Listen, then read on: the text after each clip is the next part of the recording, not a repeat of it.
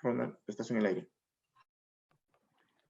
Muy buenos días a cada uno de nuestros amigos y amigas que nos ven a través de las redes sociales, tanto en la red de la comunidad de docentes innovadores del Perú como del FONDET. Tengan ustedes un buen día. Estamos en nuestro tercer día del primer Congreso Internacional 2021, Innovación Educativa para la Escuela Transformadora. El día de hoy tenemos una gama de mucho compartir de conocimientos a partir de las experiencias que se vienen dando. El día de hoy estaremos compartiendo tres bloques, compartiendo un primer bloque con una conferencia magistral con la temática Educación y Financiamiento de la Innovación Educativa en Tiempos de Crisis. Luego tendremos un panel fórum con la temática Las Escuelas Transformadoras como Alternativa Educativa. Y continuamos con una conferencia magistral en la temática Liderazgo Compartido, y tendremos también el cierre del Congreso con palabras por parte de un maestro como es José Yupanqui. Entonces, con esto quiero darles la información a todos ustedes, lo que vamos a tener el día de hoy en nuestro Congreso, primer Congreso Internacional, organizado tanto por la Comunidad de Docentes Innovadores del Perú como por el FONDET. Dos instituciones que nos hemos unido con el único propósito de difundir innovación, de promover a los maestros, a los oyentes, a todos los que nos escuchan, a todos los que nos siguen a través de las redes sociales. Quiero dar inicio entonces este día haciéndoles recordar que también tanto en el fanpage de la comunidad como de el FONDET estará para que ustedes se puedan registrar la asistencia, aquellos que nos vienen ya siguiendo durante estos 3 días de este congreso que estamos desarrollando en esta oportunidad. Vamos a iniciar entonces nuestro congreso, primeramente con la conferencia magisterial que estará a cargo de Vanessa Toribio Vargas, la especialista del FONDET. Ella estará moderando toda esta conferencia magisterial. Tengan un buen día, maestra Vanessa Toribio, le escuchamos. Muchas gracias, Ronald. Bienvenidos a todos a este tercer día del primer Congreso Internacional 2021, Innovación Educativa para una Escuela Transformadora. Mi nombre es Vanessa Toribio, soy responsable de la Unidad de Gestión de Financiamiento del FONDEP, y durante una hora estaré moderando esta conferencia magistral Educación y Financiamiento de la Innovación Educativa en Tiempos de Crisis. No hay duda que para afrontar los cambios continuos que se imponen en los ámbitos de nuestra vida, la educación escolar está desafiada a desarrollar las competencias que hoy día resultan imprescindibles para transitar hacia procesos que apuesten por la construcción y el uso pertinente del conocimiento. Para enfrentar este desafío, la innovación educativa se vuelve crucial. Mucho más en el contexto actual de la pandemia que estamos viviendo y que ha exigido a todos los sistemas educativos a nivel del mundo a reinventarse en tiempos muy cortos y con los recursos disponibles para dar continuidad a este servicio. Precisamente este foro, que hemos denominado Educación y Financiamiento de la Innovación Educativa en Tiempos de Crisis, va a aportar a la reflexión sobre este desafío. Entonces, para ello vamos a dialogar hoy día sobre cómo América Latina y el Caribe, y especialmente nuestro país, vienen financiando la educación e impulsando la innovación educativa. Para poder ahondar más en este tema, esta mañana me acompaña un panel de lujo con expertos de diferentes partes de nuestro país. En primer lugar, está con nosotros Ciro Vitaglia del Banco Mundial, a quien le damos una cordial bienvenida. Un saludo inicial, Ciro, para todos los maestros y el público que nos acompañan el día de hoy en este tercer día. Adelante. Muchas gracias, Vanessa. Es un honor y un placer estar con ustedes el día de hoy y con todos los maestros que nos están siguiendo en línea, lamentablemente debido a las circunstancias. Soy Ciro Vitaglia, soy un economista senior en educación del Banco Mundial basado en Lima, y trabajo en Perú, Chile, Ecuador y Bolivia. Un gusto. Muchas gracias, Ciro. También nos acompaña Carlos Arámbulo, él es gerente ejecutivo del FONDEP, a quien le damos una cordial bienvenida. Saludos iniciales, Carlos, para todo el público que nos acompaña. Adelante. Gracias, Vanessa, y queremos darle un saludo cordial a todos los asistentes, todos los participantes que hoy están conectados. Ya son casi 470 cibernautas que están, digamos, visualizando este primer congreso internacional en su tercer día. Y bueno, esperamos estar a la altura del desafío para poder compartir con ustedes lo que tenemos en las exposiciones. Muchas gracias. Muchas gracias, Carlos. Y antes de iniciar con sus exposiciones, vamos a explicarles al público la dinámica de este espacio, ¿no? En un primer bloque, cada uno va a tener un espacio de 20 minutos de intervención. Luego de ello, en un segundo bloque, vamos a dar pase a las preguntas del público. Para ello, todos los que nos están viendo pueden dejar sus preguntas en la caja de comentarios que está aquí en el fanpage de este congreso, y nosotros gustosos vamos a transmitirles estas preguntas a nuestros expositores. Y cerramos el espacio con algunas conclusiones y palabras finales por parte de nuestros expertos y quien los acompaña. Entonces, iniciamos sin más ni más con Ciro Abitavile. Él es, como había comentado, economista senior en prácticas mundiales de educación del Banco Mundial. Tiene una licenciatura en la Universidad de Bocconi y un doctorado en economía por la University College London. Antes de incorporarse al Banco Mundial, el doctor Abitavile trabajó en la Universidad de Surrey, el Banco Interamericano de Desarrollo y la Universidad de Nápoles. Ha contribuido al desarrollo de proyectos educativos en distintos países de América Latina, incluyendo Chile, El Salvador y Ecuador, y también aquí en el Perú. Además, ha publicado en el American Economic Journal Applied Economics, en el Journal of Development Economics y en el Journal of Human Resources. Él nos va a presentar la exposición, las medidas para mitigar los efectos del COVID-19 en la educación en América Latina. Adelante, Ciro, te cedemos la palabra, tienes 20 minutos. Muchísimas gracias, Vanessa. Entonces es un honor. Voy a compartir la pantalla. Por favor, me avisan si...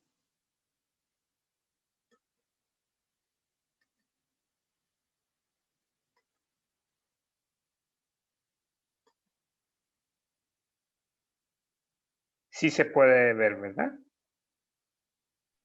¿Me confirman? Vemos tu pantalla, Ciro.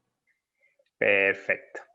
Entonces, hoy le voy a hablar de, digamos, de los costes y de la respuesta, digamos, al impacto de la pandemia en la educación en América Latina y el Caribe. Y un poco, digamos, eso va a ser el contenido de mi charla. Como digo, durante los próximos 20 minutos le voy a decir rápidamente cómo estaban los aprendizajes en la región antes que empezara la crisis sanitaria, cuáles son los, digamos, los impactos que hemos visto de la crisis en términos de aprendizajes y otros indicadores educativos, así como los esfuerzos que los países han hecho para mitigar las pérdidas de aprendizaje a través de la educación a distancia.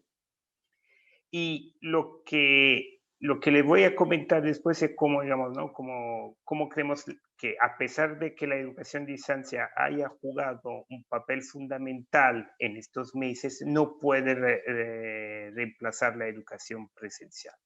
Y las enormes pérdidas de aprendizaje de los países de América Latina tendrán que ser mitigada a través de acciones fuertes de los tomadores de decisiones de política pública, y voy un poco a describir cuáles son, por lo menos desde la mirada del Banco Mundial, estas acciones que son prioritarias. Entonces, como le comentaba, ya antes de la pandemia, América Latina estaba viviendo una crisis de aprendizaje. Según un indicador del Banco Mundial que mide la pobreza de aprendizaje, entendido como el porcentaje de niños de 10 años que no pueden leer y entender un texto básico, en la región hay el 51% de niños de 10 años que no carecen de competencias mínimas de lectura a completar la educación primaria. Y si lo miramos de otra manera, utilizando los resultados de la prueba PISA. Ustedes pueden ver que digamos, los países muchos de los países de América Latina se quedan por lo menos 30 puntos por debajo del promedio de los resultados de la prueba PISA de los países de la OECD, entonces de los países más ricos del mundo. Y cuando lo miramos en términos de años de educación, ¿qué quiere decir? Que los niños de 15 años se están quedando detrás por lo menos 3 años en habilidades de lectora, matemática y ciencia, comparado con el promedio de los niños de la OECD. Entonces, esta pérdida de aprendizaje traducida en años de educación es equivalente a 3 años. Y la diferencia, digamos, se hace todavía más, digamos, más desafiante, más abrumadora, si miramos a la diferencia entre los niños del quintil de ingreso más rico y los niños de quintil de ingreso más pobre. Aquí digamos, la diferencia a veces, como pueden ver, digamos, por la gráfica, se hacen abismales. Entonces, en este contexto de una crisis que ya se venía, digamos, venía muy fuerte, ha llegado la crisis sanitaria y el COVID. Y América Latina ha sido una de las regiones que ha sido golpeada más duramente por la crisis en términos económicos, con una caída del PIB sin iguales en otras regiones, pero también, digamos, lo que destaca en América Latina es la caída de capital humano. El COVID provocó el cierre de escuelas en todos los países de América Latina, con la excepción de Nicaragua, que fue el único país que no cerró las escuelas, afectando a 170 millones de estudiantes. Y para darle una comparación, digamos, el cierre de escuela en América Latina ha sido el más largo a nivel mundial. En promedio, 159 días electivos presenciales perdidos. Eso, como decía, no tiene iguales en otras regiones del mundo. Lo que hemos visto, y hay que destacarlo, digamos, es el gran esfuerzo que han hecho todos los ministerios de la región para implementar programas de educación a distancia, de aprendizaje remoto, con digamos, con el objetivo de mitigar las consecuencias del cierre de escuela. Lo que hemos visto, digamos, ha sido, digamos, una serie de soluciones multimodales, apoyándonos, digamos, en la red, en Internet, pero así como en medios tradicionales como televisión, radio. Y aquí le llevo, digamos, algunos datos de una encuesta que hicieron UNESCO, UNICEF y el Banco Mundial con los ministerios de la región. Y pueden ver, por ejemplo, cuando miramos en la gráfica de la derecha, en la modalidad de aprendizaje remoto, que el 86% de los países ha tenido una plataforma en línea, el 84% digamos, tuvo una plataforma en televisión, e inclusive el 100% de los países distribuyó paquetes de cuadernos, libros. Entonces hemos visto un gran esfuerzo, digamos, por parte de todos los países, que también se ha traducido en un esfuerzo, en muchos casos, de apoyo a docentes y a padres. Por ejemplo, el 73% de los países de la región ha garantizado un entrenamiento especial a los docentes para que pudieran enfrentarse a la educación a distancia, y el 74% de los países le ha dado materiales de guía a los padres para que pudieran, digamos, contribuir al aprendizaje de sus hijos.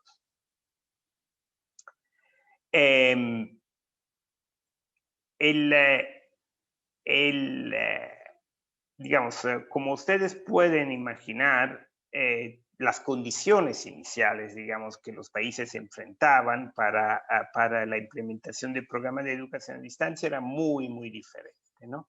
Entonces, en muchos casos los países han garantizado, 81% de los casos, acceso a Internet o subsidiado. El 48% ha distribuido o subsidiado dispositivos. Y eso, digamos, hay que destacarlo en un momento en que los países han tenido que enfrentar gastos de salud, de protección social muy fuertes. Igual no han ahorrado recursos para llegar, digamos, a los niños y garantizar su aprendizaje. Sin embargo, todo eso no es suficiente. Y lo que le voy a comentar después es, digamos, es cómo la participación, digamos, cómo la educación a distancia no puede reemplazar la educación presencial. Y entonces tenemos una tarea, digamos, de corto plazo que, digamos, en el total respeto de las normas sanitarias y garantizando la seguridad de estudiantes y docentes, hay que apuntar a un regreso presencial a clase y tomar toda una serie de medidas que permitan, digamos, la recuperación de los aprendizajes, sobre todo entre los niños más rezagados, los que han sufrido más. Y aquí lo que le voy a enseñar, el Banco Mundial hizo un trabajo de simulación, es decir, todavía no hemos podido, se pudo hacer en algunos países de Europa, medir las pérdidas efectivas de aprendizaje. Lo que hemos podido hacer es, utilizando herramientas de simulación, tratar de simular cuál podría ser el impacto del COVID sobre la pobreza de aprendizaje. Y si ustedes se fijan en la gráfica, pueden ver que la región de América Latina, aquí está escrito en inglés, el LAC, está, digamos, como le decía antes, en un 51% de pobreza de aprendizaje, y se prevé, digamos, que la pobreza de aprendizaje pueda subir hasta 11.5 puntos porcentuales, en un caso, digamos, más pesimístico, que es un cierre muy prolongado de escuelas, pero aunque en un escenario optimístico que ya no cumple con la realidad, porque sabemos que todavía en la mayoría de los países los estudiantes no han regresado a clase, esta pérdida podría ser de 3 puntos porcentuales. Para darle una idea, ¿qué quiere decir? Es que se prevé, bajo un escenario, digamos, pesimista, que 7.6 millones de niños que antes no estaban en pobreza de aprendizaje podrían estarían, digamos, en este estado de, digamos, ¿no?, de pobreza de aprendizaje, de no poder entender un texto básico. Y lo que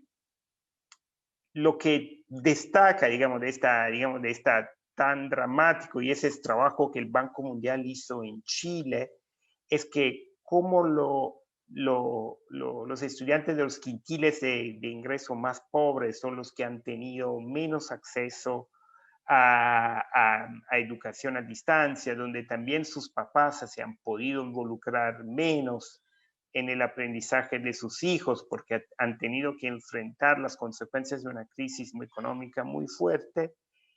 En estos niños, que serían lo que necesitan más, vamos a ver las pérdidas mayores en términos de aprendizaje. Y aquí, ese es un trabajo que hicimos en Chile y lo hicimos, digamos, para distintas regiones, pero para darle una idea, si se fijan en la primera columna donde dice nacional, en Chile el quintil más rico de la población estaría perdiendo el 15% de los aprendizajes que se ganan durante un año escolar, mientras que para el quintil más pobre de la población, esta pérdida llega hasta el 50%. Es decir, un niño del quintil más pobre en Chile, al no haber podido cursar, está perdiendo el 50% de lo que hubiera aprendido estando en un salón de clase.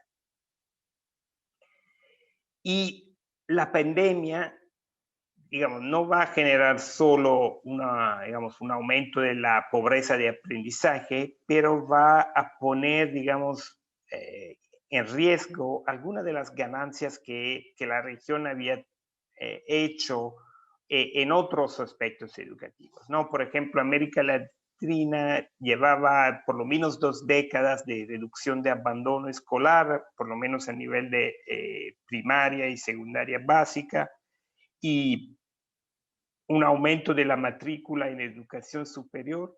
Muchas de estas ganancias están en el riesgo de, digamos, de ser perdidas completamente o en parte a raíz del COVID, por el tema, digamos, de la coyuntura económica combinado con el cierre de escuela, puede llegar a esta pérdida, digamos, de estas ganancias que hemos hecho en las últimas 2 décadas. Y también hay que pensar, digamos, hay que tomar en cuenta que estar en un salón de clase para muchos estudiantes es, digamos, se lleva bienestar mental, emocional, y que fuera de ese salón de clase están expuestos a mucho más riesgos, como riesgos de embarazo adolescente para las mujeres o participación en bandas criminales. Y entonces con el cierre, digamos, podríamos ver todos esos comportamientos riesgosos aumentar a raíz del COVID. Así como, digamos, no queda duda que el bienestar mental de docentes y estudiantes durante estos meses ha empeorado. Entonces, ¿cómo vemos la respuesta al COVID, digamos, desde el punto de vista del Banco Mundial? Le vemos como por lo menos 3 fases, ¿no? Mientras las escuelas están cerradas, hay que proteger la salud y la seguridad y mitigar estas pérdidas de aprendizaje. Y luego, a medida que las escuelas se reabran, hay que gestionar la continuidad, mantener las escuelas y comunidades seguras, gestionar la reapertura, compensar las pérdidas de aprendizaje. Esto es algo que queremos destacar. Va a haber, digamos, quién ha perdido más, tiene que ser el que recibe mayor atención, y tratar de evitar que haya un aumento de deserción y cuidar el bienestar de los estudiantes. Y de última hay una fase que le llamamos de mejora y aceleración. Digamos, cada crisis lleva también a oportunidades, ¿no? Y entonces hay que ver esta como una oportunidad para proteger y mejorar el financiamiento para la educación, mantener, adaptar y mejorar iniciativas de respuesta al COVID y de construir mejores sistemas educativos. ¿Cómo hay que enfrentar la pandemia? Y eso, digamos, ustedes, y aquí en este sentido Perú ha sido, digamos, sin duda uno de los países que lo ha hecho mejor, tener una estrategia multicanal y comunicación interactiva, priorización centrada en materias y competencias básicas, tratando que el contenido esté curado y alineado con el plan de estudios, trabajar en las habilidades y competencias de los docentes, y aquí es un abanico amplio de habilidades que incluyen habilidades digitales, así como habilidades, competencias técnicas, y favorecer la participación de los padres.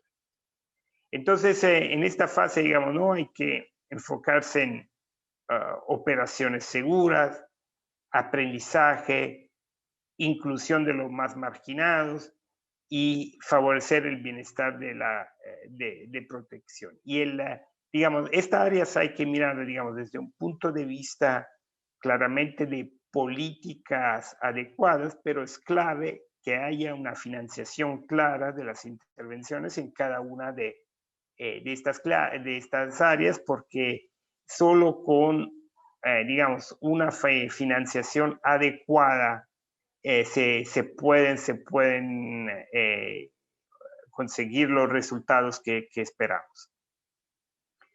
Y desde el punto de vista, digamos, ¿no?, de operaciones seguro, es que muchos de ustedes ya han escuchado, ¿no?, tener protocolos de higiene y salud, mejora de las instalaciones de la escuela, y esto es clave, digamos, asegurarnos que todas las escuelas tengan agua, pero no solo agua, digamos, que haya jabón, que haya oportunidad de lavado de manos, que haya digamos, una comunicación y apoyo oportuno para que también los padres confíen en las medidas y los protocolos que se han tomado para la reapertura.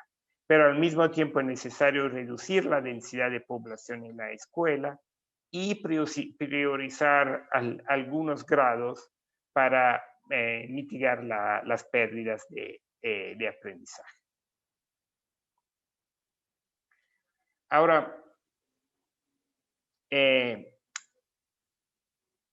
hay que hacer algunas decisiones, hay que tomar algunas decisiones de gestión y pedagógica para poder mitigar las consecuencias negativas del COVID sobre aprendizaje.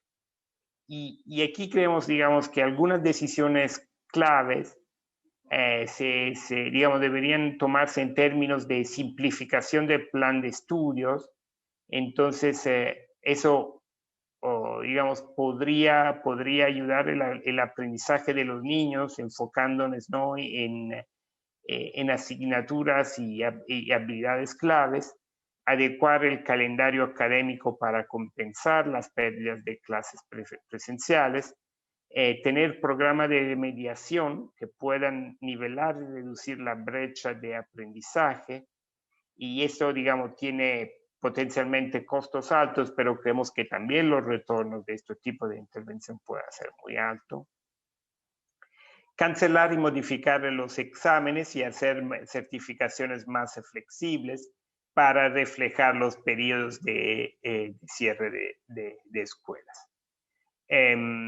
Hay que también trabajar en modelos de aprendizaje híbridos bien diseñados, que puedan ser tan buenos como los presenciales, ¿no? Hay que ser claro que los modelos de aprendizaje híbrido no son simplemente la importación de un modelo presencial a la red o a la televisión. Hay la necesidad de replantear estos modelos y desde, digamos, el comienzo, y verlos como digamos, un sustituto de los modelos presenciales.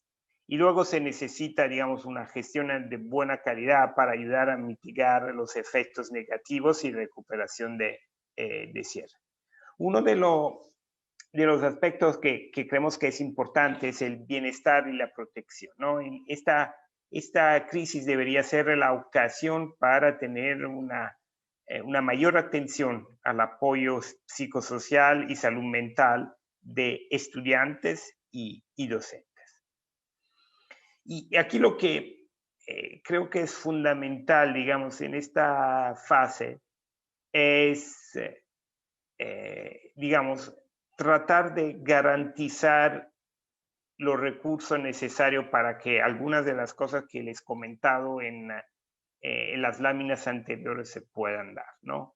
Entonces, lo que hemos visto en los últimos años en América Latina, que, digamos, el porcentaje de gasto público en educación a partir de 2015 se ha venido un poco reduciendo, claramente con excepciones, ¿no? Perú, por ejemplo, es uno de los países que en los últimos años ha aumentado en términos porcentuales su inversión en educación pública, pero es necesario garantizar niveles de financiación altos.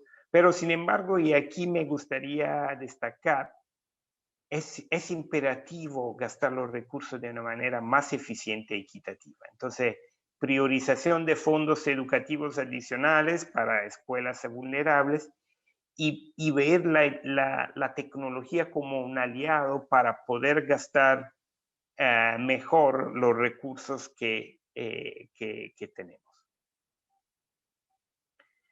Y como decía, digamos, es importante aprovechar la oportunidad. Y aquí uno de los ejemplos que nos gusta es un ejemplo que viene digamos, de Perú, es el caso de Alerta Escuelas. Digamos, es fundamental,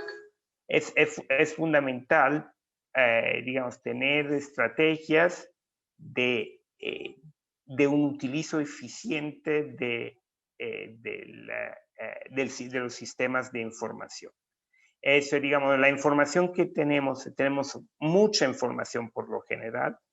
Toda esta información ahora se puede utilizar, si bien es sistematizada, para identificar, por ejemplo, cuáles son los estudiantes con mayor riesgo y focalizar nuestra atención hacia esos estudiantes. Para eso necesitamos sistemas de información eficientes y en eso, digamos, un sistema como Alerta Escuela creemos que puede ser un buen ejemplo de lo que se puede ganar con un uso eficiente de la información.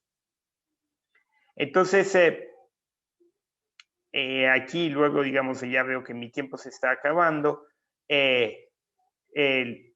Digamos, para que haya una mejora y una aceleración de los aprendizajes, hay que apuntar a por lo menos 5 pilares en los próximos años, digamos, hacia el futuro, ¿no? Digamos, apuntar a un mayor involucramiento de los estudiantes, que los docentes puedan cumplir el rol de facilitador de los aprendizajes. Para eso reciben la capacitación y un apoyo que no es simplemente técnico, sino también socioemocional, que se garanticen, digamos, los recursos de aprendizajes, que sean recursos adecuados y diversos, ¿no? Esta crisis nos está enseñando que no se podía pensar en digamos, en los recursos de una única manera. Hay que pensar como a una variedad de recursos que puedan garantizar los aprendizajes. Y que las escuelas sean seguras e inclusivas y que los sistemas estén bien administrados. Déjenme quizás pasarme y simplemente un poco a la última lámina para no demorarme más. Que los principales mensajes, ¿no?, que tenemos es que la primera estimación de los efectos de cierre de escuelas en América Latina como producto de la pandemia son alarmantes y hay que ser honestos, ¿no? Ese va a ser una pérdida de aprendizaje sin iguales. La educación a distancia, por muy buena que sea, no puede reemplazar a la educación presencial que se dan en la escuela y las escuelas deben prepararse lo antes posible para la reapertura. Y claro, eso tiene que hacerse de manera segura, cumpliendo con todos los criterios, pero hay que apuntar a eso. Y hay también, digamos, que enfocarse, digamos, que se van a necesitar recursos para que eso pase, pero estos recursos tienen que, digamos, de utilizarse de una manera eficiente. Y de último, y aquí es un mensaje positivo, ¿no? Cada crisis es una oportunidad. Y entonces en esta crisis tendríamos que ver, digamos, maximizar la oportunidad y un poco el tema de la conferencia de hoy, maximizar las oportunidades de transformación que la crisis nos está imponiendo. Y por eso, digamos, ver eso como una manera de construir un futuro, digamos, mejor para los sistemas educativos. Y aquí, digamos, puedo parar mi presentación y agradecer a Vanessa y a Carlos para darme la oportunidad de presentar estos resultados.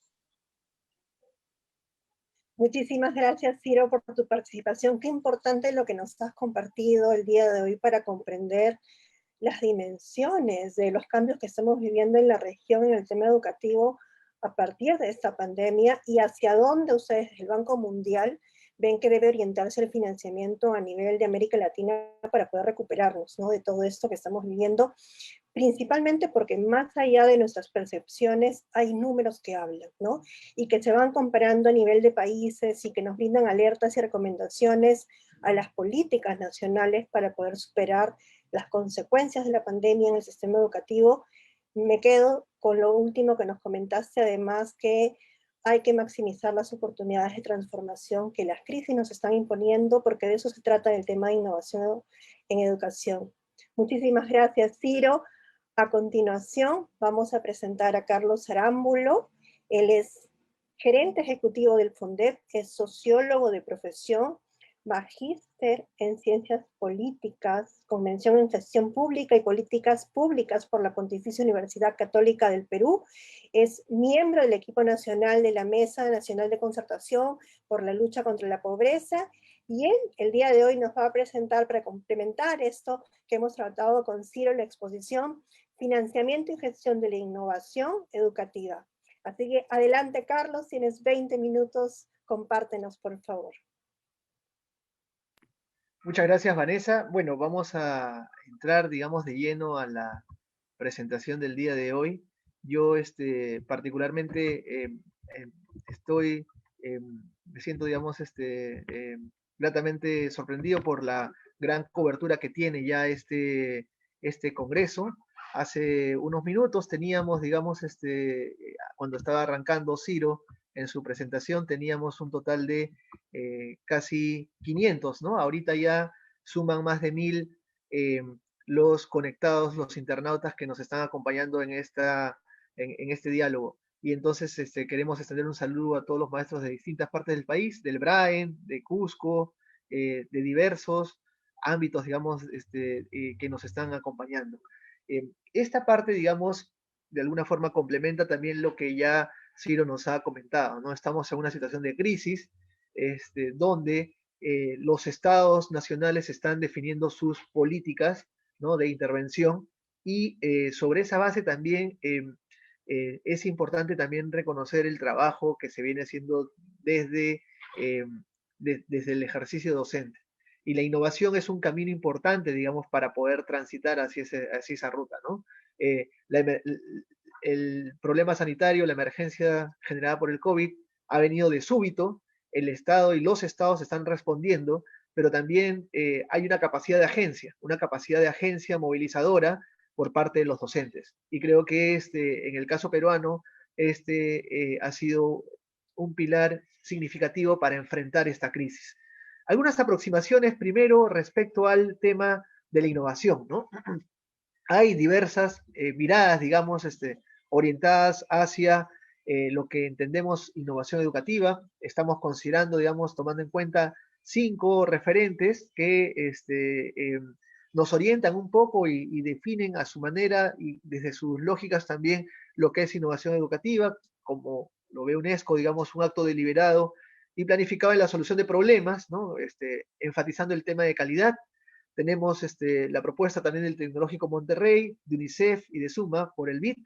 Cada una, digamos, va planteando una ruta orientada a la relación, digamos, de enseñanza-aprendizaje, la necesidad de resolver un problema, ¿no? Que pueden entrar, digamos, ya en los procesos, servicios, programas y alianzas, como lo plantea también UNICEF, o plantear también una ruta como una nueva solución que el BID, digamos, define. El FONDEP también, digamos, y el Estado peruano y el Ministerio de Educación en este sentido ha desarrollado también una ruta, ha cogido los elementos, digamos, o las corrientes o las tendencias planteadas por UNESCO y también, digamos, la ha definido desde nuestro contexto particular, ¿no? Entonces, en ese sentido, la innovación educativa es el resultado de un proceso intencionado y pertinente, ¿no? Que realizan los actores educativos partiendo del ejercicio reflexivo sobre su práctica, ¿no? Incorpora además metodologías, incorpora estrategias o procedimientos pedagógicos o de gestión originales y efectivos. Y este es un elemento importante, la originalidad, ¿no? Es el elemento diferenciador, digamos, de otras prácticas. Y además cuentan con un impacto en los aprendizajes de los estudiantes sustentados con evidencia cualitativa o cuantitativa, ¿no? Es un elemento importante, digamos, resaltar la idea de el impacto y luego también señalar la pertinencia, digamos, de la sostenibilidad. Lo importante aquí es que la innovación no sea una luz, un destello, sino que ésta, bajo un ejercicio sistemático, sea sostenible en el tiempo y que genere una participación, digamos, de la comunidad educativa. Entonces, ya hay una definición, digamos, pensando en el sentido de la política pública, lo que digamos, ahora empezando a vincularlo ya con el presupuesto público, en el caso peruano, ahí, digamos, mostramos en el gráfico superior la evolución del presupuesto para el sector educación, ¿no es así? Del 2009 al 2021, y, digamos, diferenciamos por aquello que son, digamos, dos clasificadores de gasto, que es uno es por programas presupuestales y otro que son todas aquellas intervenciones que no son programas presupuestales, ¿no? Entonces, eso quiero explicarle un poquito a los maestros también. Es importante, digamos, conocer un poco la lógica del presupuesto público, ¿no? Porque, digamos, entrar a la dimensión de financiamiento supone saber también un poco, conocer qué cosa hay, digamos, por dentro de lo que es el ciclo y el proceso del presupuesto público, ¿no? Entonces, el Estado peruano inició una reforma, digamos, del presupuesto por resultados allá por el 2007, 2008, que empezaron a implementarse los programas presupuestales y luego con el tiempo se han venido mejorando y han venido creciendo, ¿no? Ustedes ven, por ejemplo, los primeros años del 2009 al 2011, lo predominante son las inversiones en educación o el gasto, digamos, del Estado, gasto público en educación, en aquellas intervenciones que no son programas presupuestales, ¿no? Y con el tiempo esto ha ido cambiando e invirtiéndose. Ahora es más, digamos, el volumen de presupuesto o la proporción de presupuesto en programas presupuestales. ¿Qué son los programas presupuestales? Son aquellas intervenciones costo efectivas que responden a un problema público, ¿no? Basado en evidencia y que tiene una estructura de costos ya determinada, ¿no? Para el año 2021, por ejemplo, tenemos más de 3.000 millones de soles en educación, 24.000 de ellos son programas presupuestales y ahí estamos planteando todos aquellos que tienen alguna vinculación con el sector de educación, ¿no? El programa Prevención y Tratamiento de Consumo de Drogas, Formación Universitaria de Pregrado, y los que más conocemos son logros de aprendizaje, que es el 090, ¿no? Que es el más conocido por los maestros, ¿no? Pero acá hay un elemento importante, amigos. Estas son ya estructuras, digamos, definidas, planteadas, y este cajón, digamos, en color celeste, son intervenciones que se van desarrollando en el tiempo y que, digamos, en muchas de ellas se han identificado tipos de gasto orientados a la innovación educativa, ¿no? Entonces, vamos a mirar, hacer un zoom, digamos, en ese cajón ya celeste, y aquí vamos a estos cajones celestes, y vamos a mirar, digamos, qué hay ahí dentro, ¿no? Entonces, aquí vemos la asignación y la ejecución presupuestal de proyectos asociados con la innovación educativa, ¿no? Entonces, hay una gran cartera de proyectos, digamos, en todo el país. Estamos hablando de hemos revisado para el 2019 más de 2.000 proyectos, ¿no? Tanto de los gobiernos locales como regionales, ¿no? Y de todo ese volumen de proyectos hemos empezado a discriminar y a vincular, digamos, aquellos que están asociados a dos componentes importantes. Uno que tiene que ver con la tecnología y otro que tiene que ver con la parte formativa, ¿no? Y el ejercicio era bien, hemos hecho un ejercicio muy sencillo para saber cómo está financiando, digamos, a través de los proyectos estas intervenciones, ¿no? ¿Qué vemos aquí?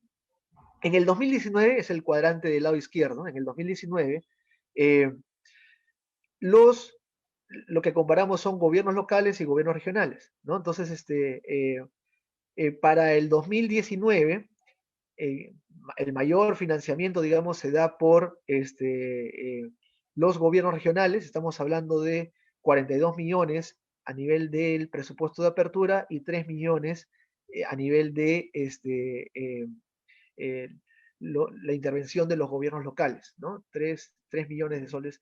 Esto, digamos, va cambiando ya para el nivel de la modificación presupuestal, y a nivel de la ejecución se han ejecutado 21 millones de soles por parte de los gobiernos regionales y 1.800.000 por parte de los gobiernos locales. En los rubros que les he mencionado, que son orientados a la innovación educativa. En el año 2020 hay una mejora, digamos, hay una pequeña, digamos, una mayor asignación y ejecución presupuestal, y para el año, digamos, y cuando miramos los proyectos, digamos, bajo otra óptica, ya no por gobiernos locales y regionales, sino por estos dos rubros que les he mencionado, todos aquellos proyectos que están vinculados a TICs y todos aquellos proyectos que están vinculados a capacitación, programas formativos, ¿no? Entonces ahí, digamos, es interesante también ver cómo cambia, digamos, la foto, ¿no? ¿Qué es lo que vemos? Por ejemplo, en el año 2019, es el cuadrante del lado izquierdo inferior.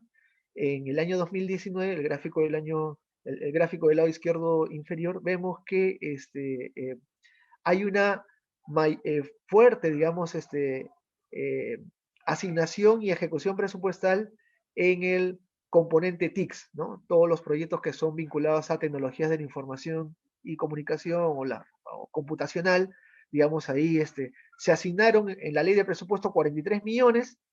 Estos se han modificado, o sea, han habido rebajas probablemente a 21 millones, y de esos 21 millones se ejecutaron 17 millones. Eso es lo que nos dice el dato, ¿no? A nivel de proyectos orientados a TICs, y a nivel de los proyectos orientados a temas formativos o de capacitación docente o desarrollo de capacidades, vemos que hay más o menos 2.700.000 soles a nivel de la asignación. Eso es lo que se dio en la ley de presupuesto. Esto se incrementó a 7 millones, hubo una modificación, se incrementó, digamos, de 2 a 7 millones, y de esos 7 se han ejecutado el 2019 un total de 5.709.000 soles, ¿no? En el año 2020 ya hay una mejor asignación, ¿no? Entonces, pasamos, digamos, de 35 millones, digamos, a nivel de TICs. Esto se reduce, digamos, en la modificación a 23 millones y se ejecutan 15. Y a nivel de los programas formativos es lo que mayor crece, digamos, en el año que acaba de pasar, en el año 2020.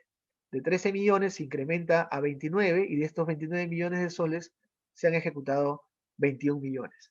Ahora, ¿qué es lo que está detrás de todo esto, ¿no? Hay, digamos, inversión, hay financiamiento de diversos actores, gobiernos locales y regionales. Acá en el lado derecho ya vemos el grafiquito, cuántos proyectos hay por cada año orientados a TICs, orientados a programas formativos. Estos han venido creciendo de 65 a 79 proyectos, ¿no? Que representan este volumen, digamos, de millones de soles que se han hablado y que están en los gráficos del lado izquierdo. Entonces, hay 65 proyectos en el 2019, 79 en el 2020. Estos proyectos están dispersos, pero ¿cuán potente podría ser si los articulamos y los cohesionamos, ¿no? ¿Cuán potente podría ser esta inversión, digamos, pensando ya de una manera más orgánica y estructurada, tratando de integrar las diversas aristas, digamos, que, que vemos, ¿no? Entonces, ahí estamos, digamos, entrando con esta discusión, digamos, del financiamiento. Ahora, ¿cómo ha entrado el FONDEP en este rubro, en esta lógica? Ya el año pasado fue, digamos, la emergencia sanitaria, el sector, el ministerio como tal, en abril lanzó la Estrategia Nacional Aprendo en Casa, y el FONDEP, digamos, como complemento para coadyuvar estos objetivos sectoriales, planteó, digamos, la campaña de la inmovilización a la innovación educativa. Y se sostiene sobre tres aspectos. Un primer elemento tiene que ver con movilizar a los actores y generar una red de docentes. Un segundo elemento tiene que ver con el desarrollo de capacidades en los maestros. Y un tercer elemento es la búsqueda de aliados, ¿no? ¿Qué hemos logrado? ¿Qué hemos logrado? Hemos logrado, pues, que a través de la red de docentes poder, digamos, movilizar, poner al docente en el centro, digamos, de la atención, compartir con ellos sus experiencias de aprendizaje y poder movilizar este proceso.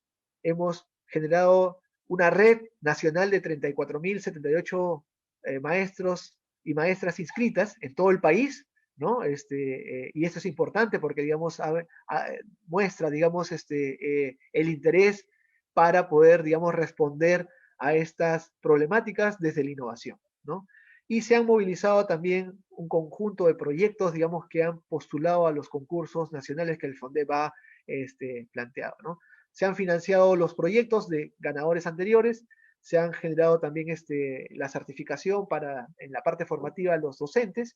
Hay un proceso, digamos, muy interesante en esa ruta que vamos a contarla. Y en tercer lugar, digamos, el financiamiento, se han generado convenios con gobiernos regionales y el sector privado para poder, y también con IDEP de Colombia, quien el día de ayer estuvo también con nosotros en el Congreso, con quienes estamos, digamos, generando puentes articuladores para desarrollar, digamos, este proceso a nivel nacional. Entonces, ya para ir acabando esta parte, quiero mencionar, digamos, algunas ideas. La movilización ha sido importantísima, porque en un proceso de crisis era importante, digamos, compartir las experiencias con los maestros, ver, digamos, que hay soluciones pedagógicas que pueden surgir en el Brain y que se pueden adaptar, digamos, a otros ámbitos territoriales, ¿no? Entonces, fruto de ello, digamos, hemos tenido una movilización nacional de más de 2.000 proyectos a nivel país. Hay 80 iniciativas que se han publicado y hay 500 iniciativas que los docentes, digamos, también han puesto, digamos, de manera desinteresada, de manera solidaria, compartiendo sus experiencias innovadoras, ¿no? Los cursos MOOC que hemos lanzado han tenido una acogida.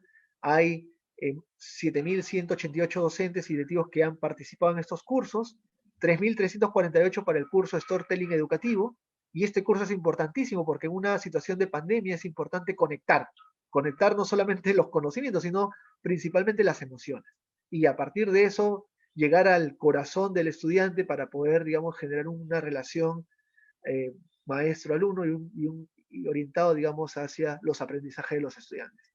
Y un segundo curso tiene que ver con la innovación educativa. Esto ya lo hemos venido desarrollando porque era importantísimo, digamos, que el maestro salga en la caja, ¿no? Las clases presenciales, digamos, nos han organizado la vida a lo largo de todo este tiempo. Y la virtualidad y la pandemia, digamos, nos han desafiado también como sistema y también como maestros. Y la innovación educativa es un elemento importante para poder generar estas herramientas, ¿no? Originales. Los concursos se han venido desarrollando en este tiempo. Ha habido un proceso de movilización importantísimo, más de 2.000 proyectos, como les he mencionado, de diversas partes del país, del BRAE, de distritos afroperuanos, de distritos amazónicos y andinos. Y entonces, digamos, con esto quiero cerrar la intervención. Agradecer a todos ustedes por acompañarnos. Me quedo con dos ideas importantes. Una primera tiene que ver con que la crisis nos genera también oportunidades, ¿no? Y estas oportunidades tienen que ser, digamos, aprovechadas por todos, capitalizadas por todos. Estas oportunidades tienen que ser transformadoras, tienen que cambiar, digamos, estas relaciones de inequidad y tienen que contribuir al logro del aprendizaje de nuestros estudiantes. Para ello, digamos, hay inversiones, hay, digamos, como hemos visto, digamos, en las láminas precedentes, hay una intervención del Estado y que tenemos que potenciarla, digamos, con el conjunto de elementos que hemos venido desarrollando. Esta comunidad es importante, hay docentes, digamos, que están generando un proceso transformador y replicando, digamos, inspirando a más docentes. Esperemos seguir en esa ruta. Muchas gracias. Muchísimas gracias, Carlos, por tu presentación, y en efecto has resaltado algo muy importante, la crisis como una oportunidad y como una posibilidad para transformar el sistema y también para transformarnos en todos los aspectos de la vida, principalmente en el tema educativo. Muchísimas gracias a ambos, Ciro, Carlos, ha sido un placer tenerlos con nosotros. Un saludo especial a los 1098 usuarios que nos han seguido a lo largo de toda esta hora. Nos han visto desde Ucayali, Junín, Chiclayo, desde Apurímac en la zona del Braen, ¿no? Desde San Marcos en Cajamarca, en Abancay. Gracias a todos por estar en este espacio con nosotros. Hay una pregunta que nos dejaron y quizá podamos responderla brevemente, Ciro, te la hacen directamente, y es sobre, nos mencionan, ante el panorama expuesto sobre los estudiantes en desventaja por la falta de recursos o medios, ¿cómo podemos incluir a los más marginados de manera focalizada para que logren aprendizajes? Evelyn nos hace esta pregunta.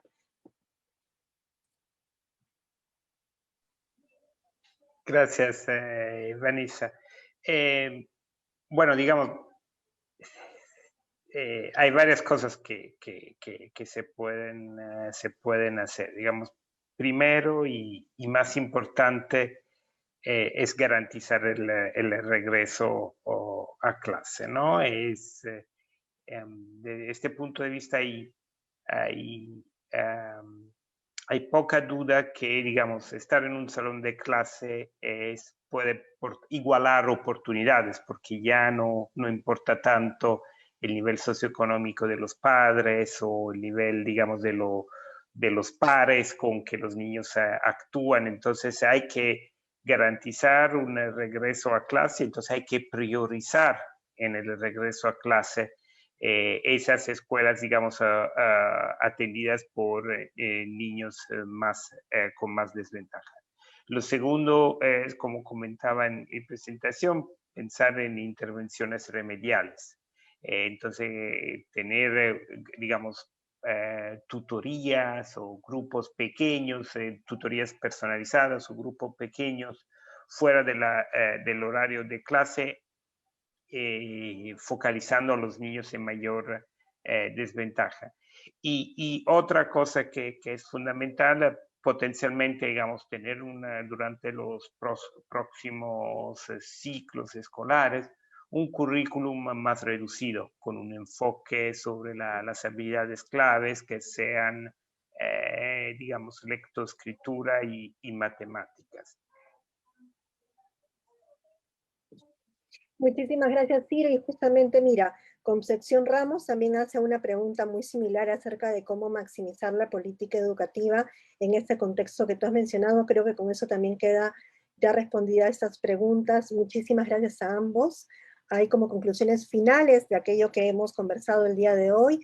En primer lugar, que en efecto las primeras estimaciones de los efectos de cierre de las escuelas nos dan cifras alarmantes, pero también tenemos que tener en cuenta que la educación a distancia, que ha sido necesaria para dar continuidad al sistema educativo, como lo mencionaba Ciro, no puede reemplazar la educación presencial a las escuelas a largo plazo, ¿no? Que las escuelas deben prepararse lo antes posible para la reapertura, que los recursos públicos para educación deben ser una prioridad con la cual cada uno de los gobiernos, principalmente el Perú, tendrá que ver cómo afrontarlo para darle cabida a todos los estudiantes sin rezago.